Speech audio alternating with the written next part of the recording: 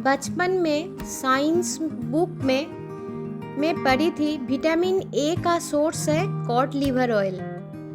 मगर इतना बायोकेमिस्ट्री पढ़ा, फूड न्यूट्रिशन में पीएचडी किया, तो भी कॉड लिवर ऑयल का इस्तेमाल कैसे किया जाए ये सब बारे में कभी अवेयरनेस आया ही नहीं। सिर्फ पढ़ के रख दिया विटामिन ए का सोर्स है कॉड लिवर ऑयल। मगर कॉड लिवर ऑयल क्यों इतना इम्पोर्टेंट है? आजकल जब मैंने रिसर्च पेपर पढ़ने बैठी तो इसके बारे में पता चल गया।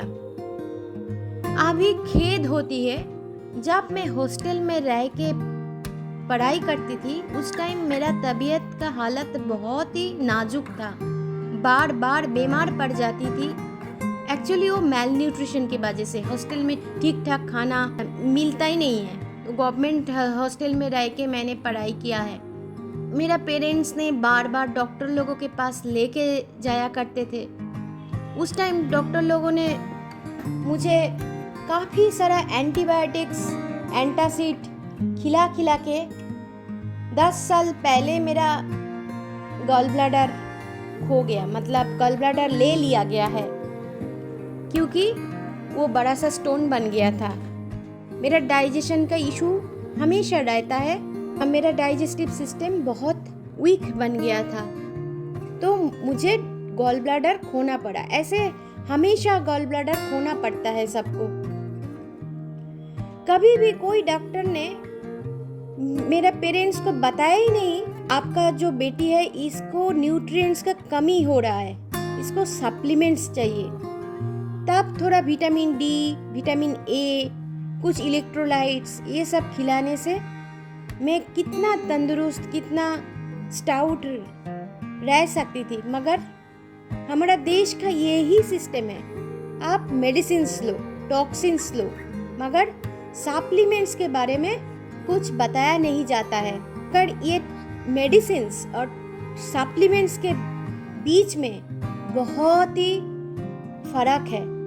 सप्लीमेंट्स आपको लाइफ देता है, मेडिसिन्स आपसे आपका लाइफ स्पैन छीनता है। एक्चुअली जब आप कार्बोहाइड्रेट रेस्ट्रिक्टेड डाइट करते हो तब आपका वो बैड फैट झड़ जाता है, तो आप बहुत दुबले हो जाते हो। लोगों का ऐसे लगता है आप बहुत वीक बन गए हो, मगर आप एक्चुअली हेल्दी हो रहे हो। इसके साथ साथ आप सप्लीमेंट्स लेते जाओगे तो आप एक्चुअली हेल्दी हो रहे हो, जो आप नहीं थे। ह्यूमन का डाइजेशन का इश्यूज आता है, तब से ही मसल झड़ जाता है, वो वीक बन जाता है। इसीलिए डाइजेस्टिव सिस्टम को सपोर्ट देना चाहिए instead of antacid and antibiotics. Cod liver oil ऐसे ही एक सप्लीमेंट है जो बहुत ही सस्ता होता है, बहुत सारे कंपनी वाला मिलता है। मगर आप क्यों लेंगे, इसके बारे में, इसका बायोकेमिकल बेसिस है वो मैंने डिस्कस करने जा रही हूँ, आप समझ लो। एक तो इसका बेनिफिट है, इसके अंदर विटामिन ए और विटामिन डी अच्छे मात्रा में रहता है, आपको good source of vitamin A D हो जाता है। नेक्स्ट पॉइंट आता है फैटी एसिड, ओमेगा 3, ओमेगा 6। आजकल तो लोग बहुत कॉन्शियस हो गया। ओमेगा 3, ओमेगा 6 का नाम सबने सुना है। ALA, EPA, DHA 3 तरह का ओमेगा 3 फैटी एसिड्स होती है। ALA प्लांट सोर्स से मिलता है, EPA, DHA एनिमल सोर्स से मिलता है। प्लांट सोर्स जैसे कि आप ड्राई फ्रूट्स और वो सीड ऑयल से आप ओमेगा 3 फैटी एसिड्स रिसोर्स करोगे, मतलब ALA सप्लाई करोगे बॉडी में। मगर ह्यूमन बॉडी में ALA से DHA EPA कन्वर्शन का जो एंजाइम होती है वो डेफिशिएंट रहता है।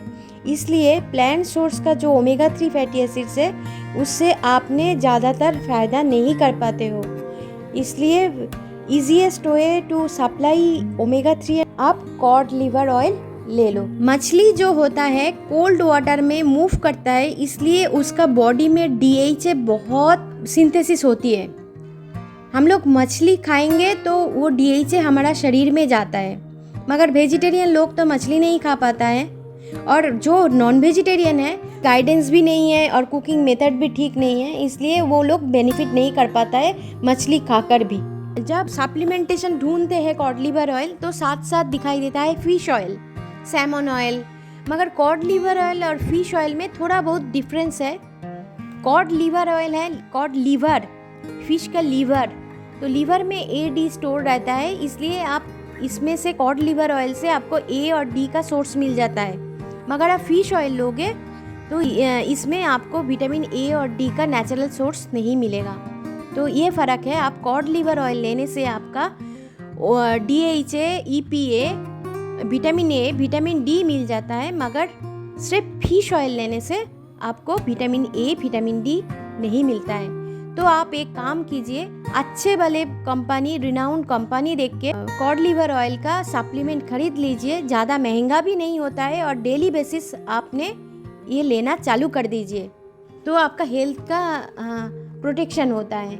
ऐसे इन्फॉर्मेशंस लेते रहिए मेरा वीडियो देखकर, और लाइक्स दीजिए, शेयर भी कीजिए। Thank you.